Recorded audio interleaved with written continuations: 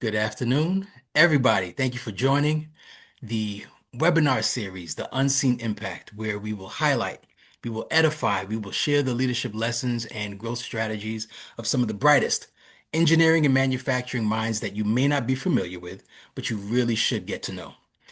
My name is Sean Bartley. I'm the founder of Crown Technical Staffing, a specialized engineering and manufacturing search firm based here in Atlanta, Georgia. We're partnered with small to mid-sized manufacturers, design teams, and integrators, helping them find and really retain and strengthen their leadership bench, alongside finding the technical manufacturing talent and frontline engineers that are help guiding those teams.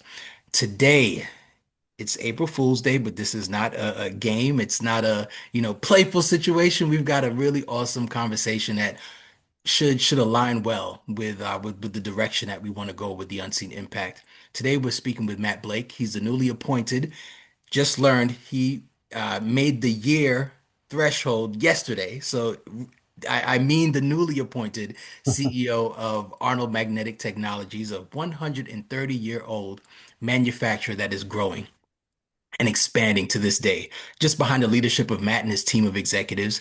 And today, my goal is for us to walk away with four opportunity to learn Matt's insights and his specific playbooks for growth. The number one thing I'd like us to walk away with is Matt's formula for rebuilding Arnold's entire supply chain strategy. After tariffs and export controls hit his core materials, that could rock the core of most CEOs, but Matt was able to navigate that expertly, and he'll share with you what that looked like.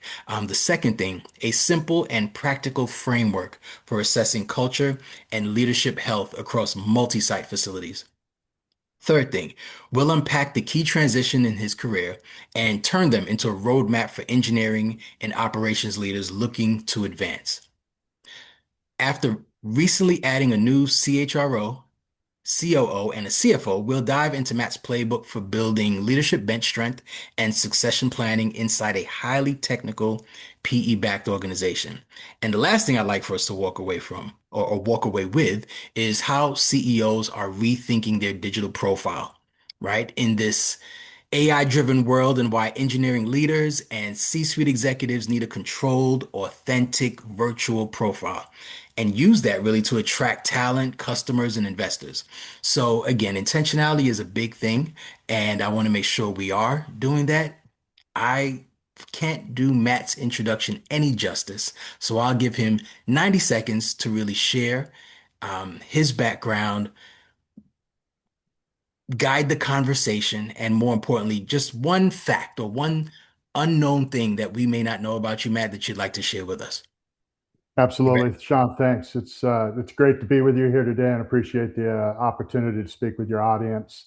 Yeah. So just real quick on my background, I completed a degree in mechanical engineering and was commissioned as an officer in the U.S. Navy. Spent about 5 years as a shipboard engineering officer, and then moved on into manufacturing. Had great opportunity to cut my teeth with General Electric manufacturing gas turbine engines, and my that kind of began my manufacturing career in total. From there, I had progressive roles with a couple of companies. Worked for Cameron as a first plant manager opportunity, again in manufacturing, and then moved on to multiple director of manufacturing roles in consumer products with Newell Rubbermaid. 2009 took my first global executive operations role, had responsibility for facilities in North America, Europe, Australia, Asia Pacific. Really kind of a breakout role for me in terms of being able to lead large teams, global teams, and cross-functional teams. And that same time frame, I actually had my first stint working for a private equity-owned business. And so since that time, really worked for PE-owned businesses up until today as well, with our owners here for Arnold.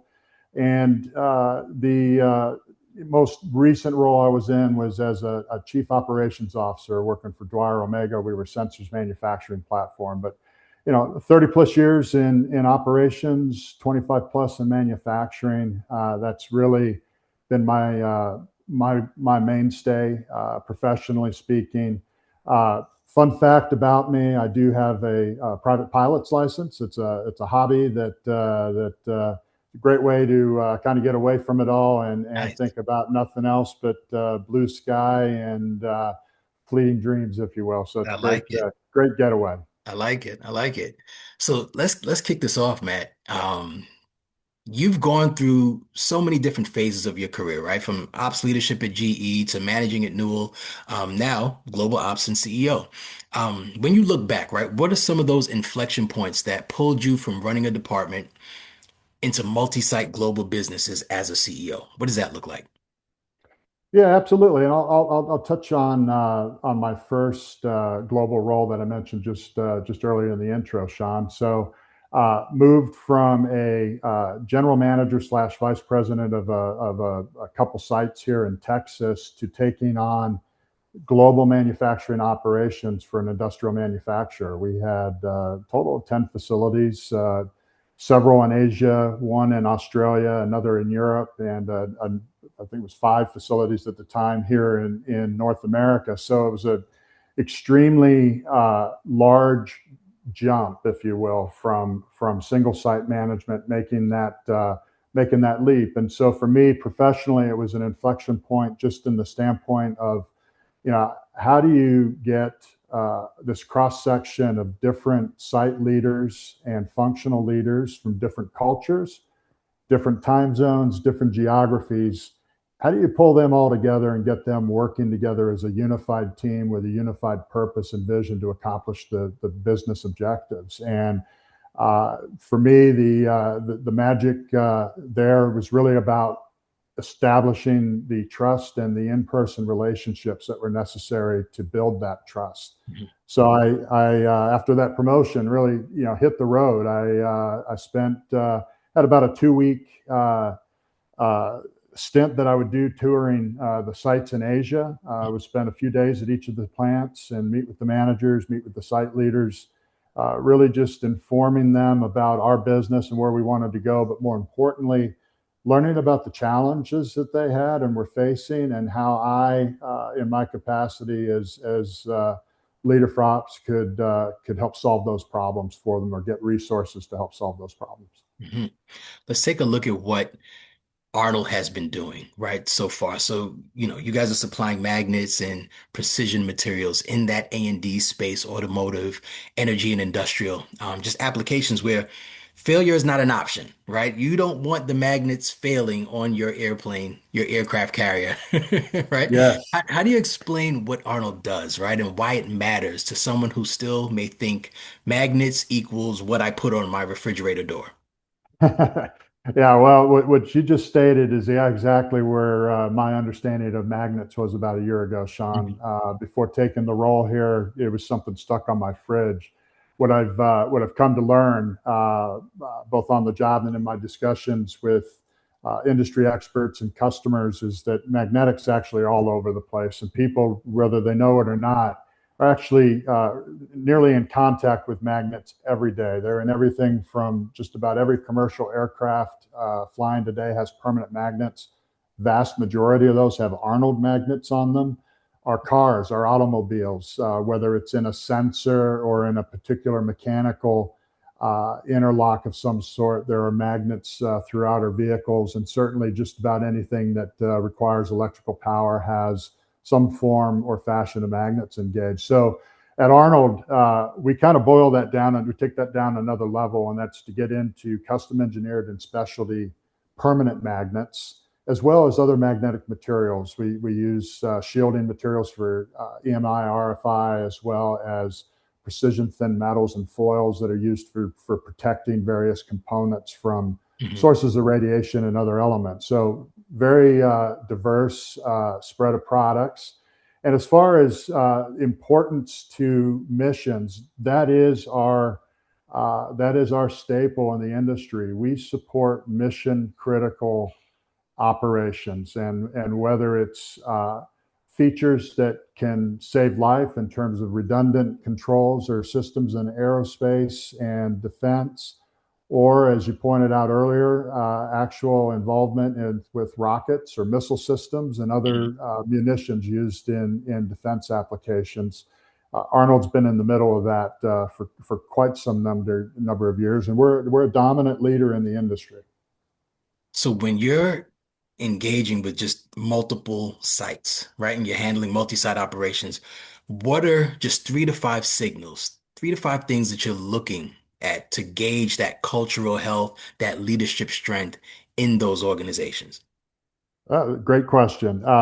Yeah, so both in terms of visiting a site for the very first time and then subsequent visits, there's I don't want to say it's a process, but there's certainly some outward indicators that I look for that'll give me a real quick just understanding of both the people working in the business as well as the management team and their process for running the operation. So first and foremost, to walk into a new operation or even an existing operation, I take a look at the people that I meet, and look to see what do I get eye contact? Do I get smiles? Do I have folks that are engaging with a hello or just some recognition of the visitor that's there, or folks that are walking the floor? Are they acknowledging one another? And the lack of those things typically might make me think that there could be some cultural issues around just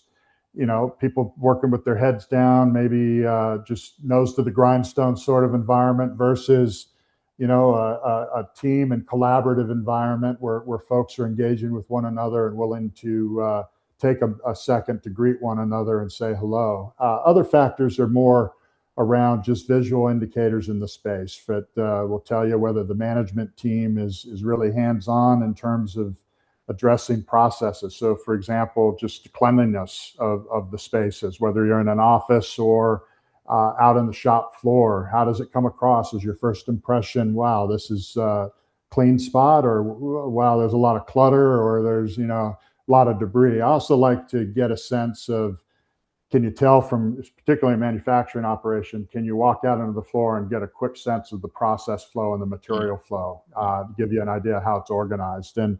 And then I'd say lastly, visual factory is a big thing for me. And by that, I mean, what sort of indicators are available out in the shop that tell you a little bit about the health of the business? Are there, KPIs present? Can you go out and get a look at the plant safety record? Is there a employee recognition or communication board present? Something that just gives you a little bit of sense of how the site is managed, how the teams are managed. And, kind of pulling all of that together in a 30 or 40-minute walkthrough, you can come away with a fairly good sense of, yeah, I got a feel for the team we have here, how the plant's managed, the presence of management or lack thereof. Sure. So for those that are listening, and also for myself, right, when you see the CEO walking the plant floor, you now have an inside scoop on what they're looking for, what they're thinking about, right? So you can make the necessary adjustments.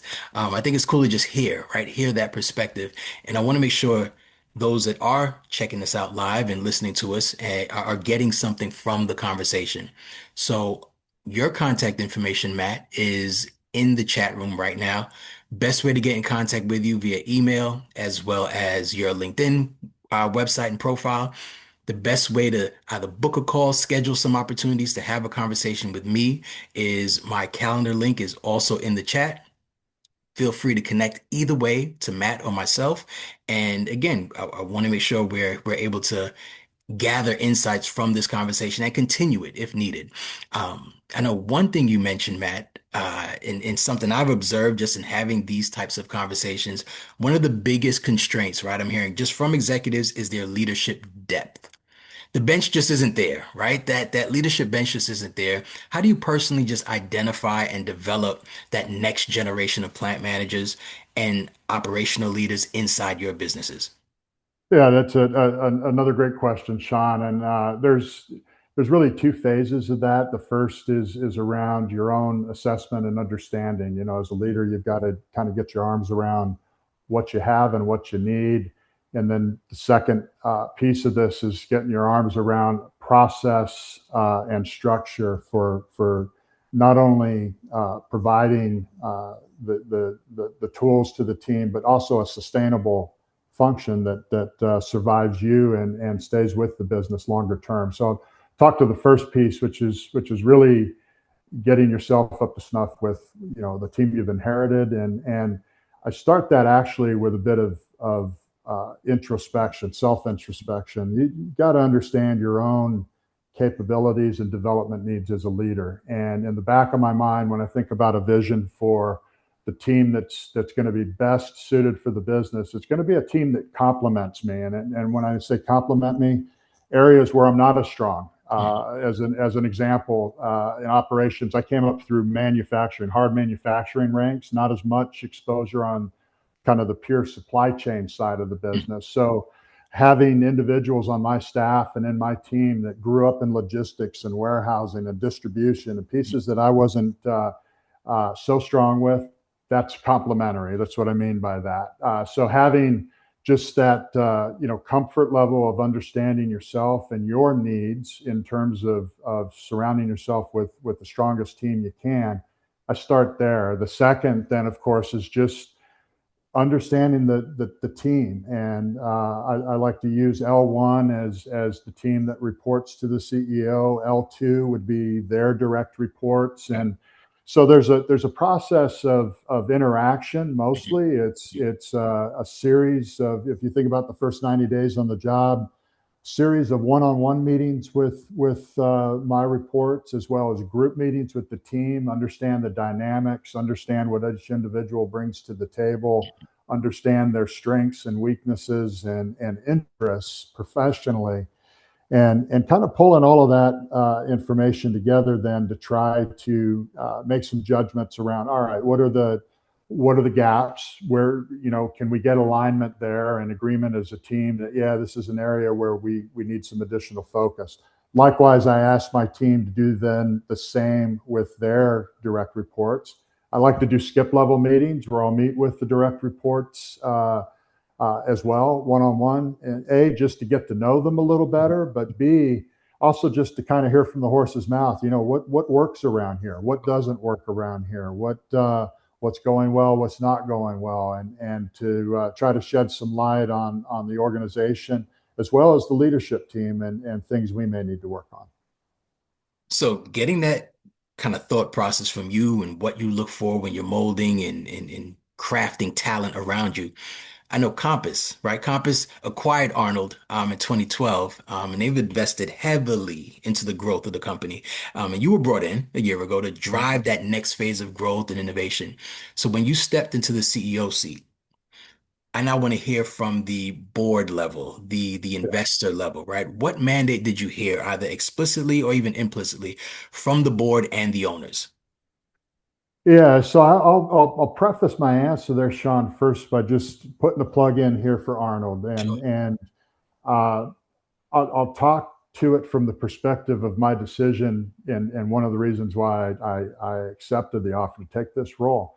Arnold's a storied business, 130 years, founded in 1895, and as you can imagine, technology in the world has changed significantly since those days. And one of the things that really struck me, other than the storied history and that it's just really cool that this company started in the 1800s, Mhm. is the fact that through that journey, Arnold has had to reinvent itself a number of times. And I'll use the analogy, what happens to a lot of companies is they don't survive that. So you think of the old horse and buggy and the automobile Mhm. transformation that took place. A lot of those buggy manufacturers went out of business. They just disappeared and were replaced and supplanted by the automobile.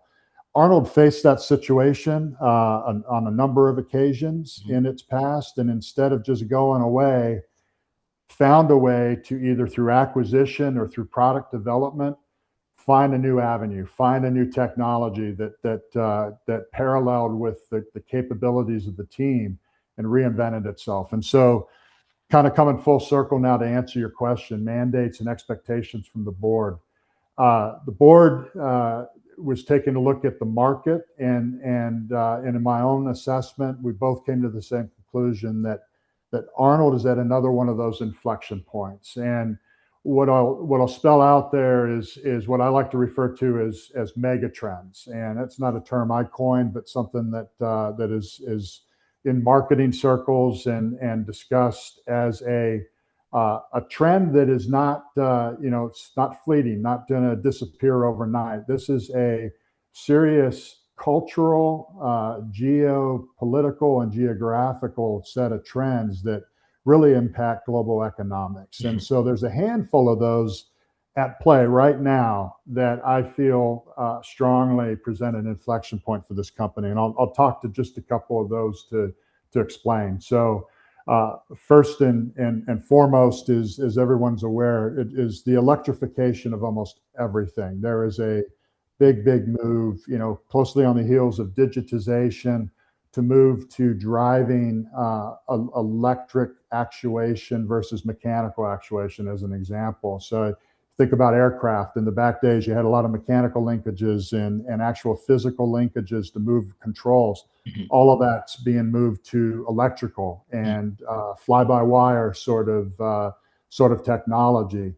Uh, Magnets have a big part to play in that, and in fact, it's opening up avenues and mission applications that Arnold's products and other permanent magnet manufacturers' products haven't previously been engaged with. So that's something that's also not going away. This is going to evolve over the over the long term. For sure. A second biggie is around AI. Now, it's not the direct link to AI. That's a real popular word these days, but I'll step backwards to how it ties to magnetics, and that is AI requires a tremendous amount of data and is going to require amount of data going forward. And that typically comes in the form of these very large and numerous data centers. Mhm. And the one thing in common every single one of those data centers has is an absolute need for electrical power. They have to have a significant amount of electrical power, hence come back into the world of electromagnetics, and there's various components, whether it's a nuclear reactor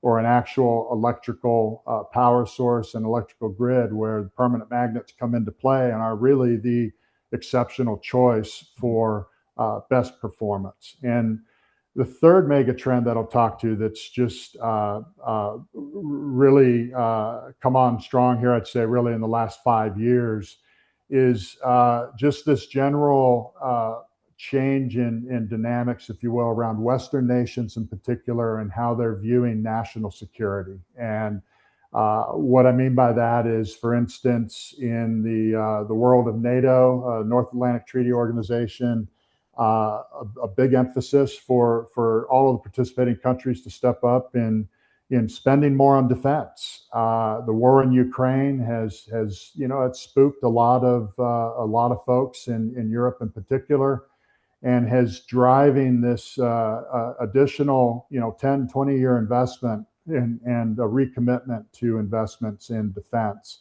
Likewise, the United States and others are doing the same. And so this wave of investment and funding that's coupled as well with technology developments and weapon systems, mostly autonomous systems, which goes back to the electrification and drones that are all electrically driven.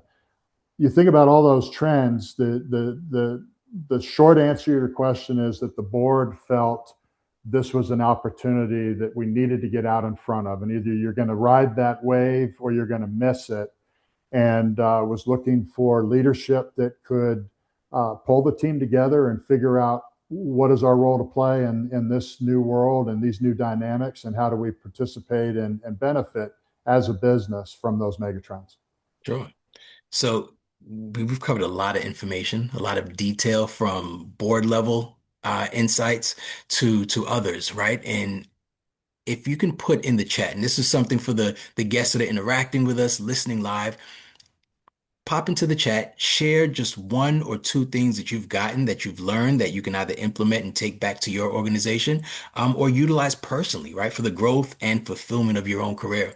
Put that in the chat. Throw an emoji. Just let us know you are connecting and you're picking up what Matt and myself and we're putting down, right? Because there's a few more topics that we want to touch on in order to really capitalize on the board's agenda and the investors' agenda.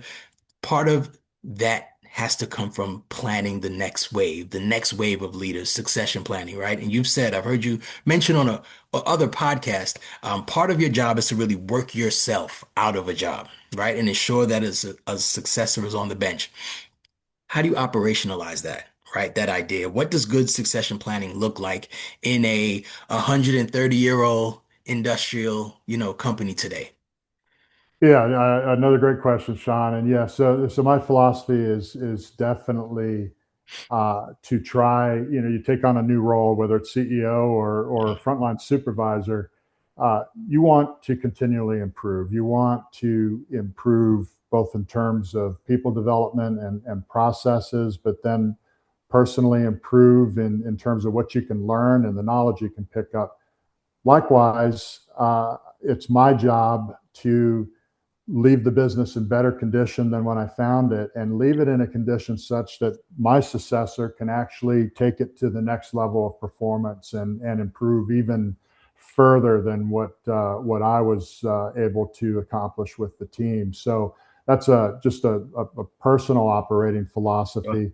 In terms of operationalizing that, I touched on earlier around processes and structure to both establish a framework to help your people and create an opportunity for succession management, and also then to sustain that process going forward. So really kind of look at this as a triumvirate of sorts. The first is all around performance management. So people need to know where they stand. They need to know the objectives they're challenged with, and they deserve the opportunity for formal feedback in terms of how they're performing and where they've got opportunities to grow, where they've got opportunities to improve. Mhm. Kind of in concert with that, then, is understanding development and having actual programs for talent development and making investments in your people, recognizing A, both where they want to go professionally, and hopefully B, marrying that up with the needs of the business and having a formal mechanism then for either through additional education Sure. or additional training or additional certifications, that you're constantly giving people the opportunity to promote themselves and at the same time improve the bench strength that we have in the company. And then the last piece of that triumvirate is the true succession planning. And this is really a task, if you will, and an ongoing effort from leaders to identify those folks in their organization that have high potential to do more, and the personal interest and need in some cases to want to do more. And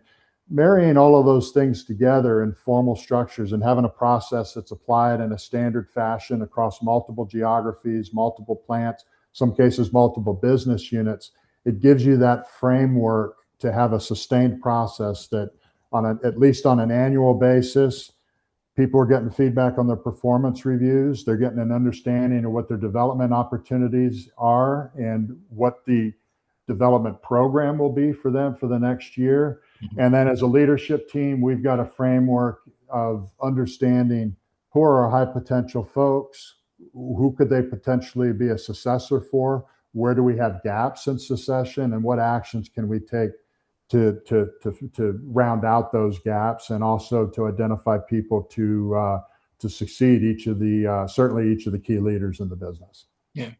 So it's unfortunate a lot of people won't get a chance to have these closed door conversations with you and pick your brain in that sense. That's why we do things like this, right? So the webinar series is really called Unseen Impact, right? Because the best leaders, they're often influencing in ways that aren't immediately visible, right? To people on the outside looking in.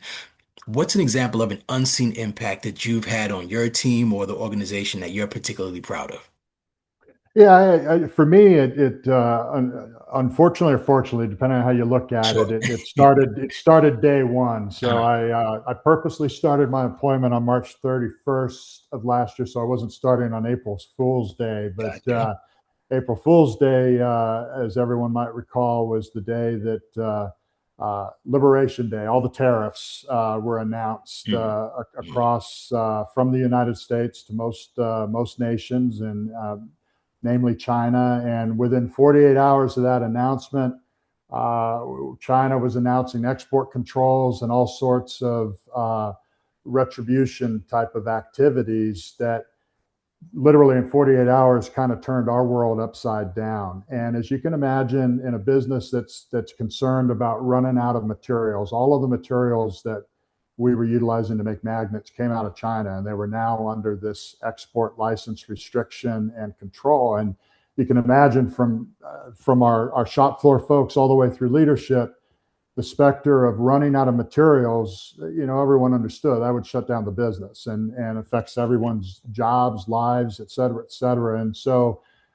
despite the fact that I came to the table March 31st with a brilliant 100-day plan and all sorts of things I wanted to work on, kind of got turned on its head day one, and my focus needed to shift to figuring this out. And it was a problem that was complex and dynamic and not something that anyone in the business or really at our owners had an answer for. And so unseen impact there really evolved over a number of months, but it was everything from how do I shift my intentions and my plans away from my great 100-day plan to instead, let me pinpoint the issues here. Let me really understand the problem and get the team's head wrapped around the problem, and then shifting those discussions to suppliers in particular to really understand what we can and cannot do. How are we going to make this work? What are you hearing from other players? And so really in the background, I think most folks expected that I was doing, mostly a lot of work of just learning about the business and talking to people. But actually there was a very real effort underway with close cooperation with the senior leadership team to solve these problems. And ultimately, within a couple of months, we were able to come to the table with a clear picture of what the future looked like, where we were moving in terms of our supply chain and maintaining that continuity and reassuring people that, we've got this, we're going to figure this out. We're going to keep the business moving. And it was, it was touch and go there for a few weeks, but I think people really understood then that, in fact, we had been working diligently to figure that out. Mhm. So I heard a saying, and I'm sure you've heard this quote too. Everyone's got a plan until they get punched in the mouth, right? Yeah. And it sounded like you guys pivoted really well from that blow. And it's not lost on me that there are leaders, there are founders, there are executives listening to us live right now that are in that, I won't say dark space, but they're kind of climbing out of a rut right now, right? So for those plant managers and those, PE-backed leaders that are listening who are struggling with growth, complexity, talent constraints, what's one piece of business advice, business strategy advice, you wish every manager or executive would pay closer attention to? What does that look like? Yeah, so I'll take that in two shots quickly. The first Mhm. is coming as the new guy to or gal to a new role. Do your homework, Yeah. have a plan, knowing that that plan's going to change, but at least you have a framework for working through all of the questions Mhm. and knowledge that you purposefully and intentionally want to gather over the first 90 days, because you're going to need that information to be successful in moving to the next phase of your onboarding. For folks that are in an existing business, maybe you've been there a few years, maybe you've been there a number of years as the founder, and things are stagnant, or you're in a quicksand of sorts that business isn't growing, or it's just the plans that we've laid out are not moving ahead as expected. I'd like to say step back and take almost a similar approach, and you can do that easily by bringing somebody in from the outside to do exactly the same thing as you would do if you were new coming into the business. Be willing to kind of open up the kimono and say, here's where we are, here's what we're struggling with. Bring in a fresh perspective, somebody that's going to look at your business through an unfiltered lens with no history and purely look at it from the standpoint of people, process, functions, and execution. How are you doing in those fronts? And almost like a 12-step program, they're going to give Mhm. you that hard truth, right? Sure. And your first goal there is get first past the first step, which is the denial stage. Just you got to admit where you are as a business and own up to the good, the bad, and the ugly. And from there, if you're able to reset the table and reset perceptions, Mhm. self perceptions of the business, I think you can then move forward. So now, out of all the responsibilities, and this is a question specific to you, Matt, because not many people are in the seat to see from all the various angles that you can. So out of all the responsibilities and just the problems that land on the desk of a CEO, right, for merger and acquisitions, supply chain talent, technology risk, what are some of the problems that genuinely energize you, right? Where do you get that energy from right now, and what do you lean into rather than just delegate? Yeah, I'll preface it quick saying I've always gravitated towards solving problems. It's whatever the reason, I don't know what it is. Some people run away from problems. I've always kind of run into problems and looked at it as a puzzle of sorts. How do you figure this out?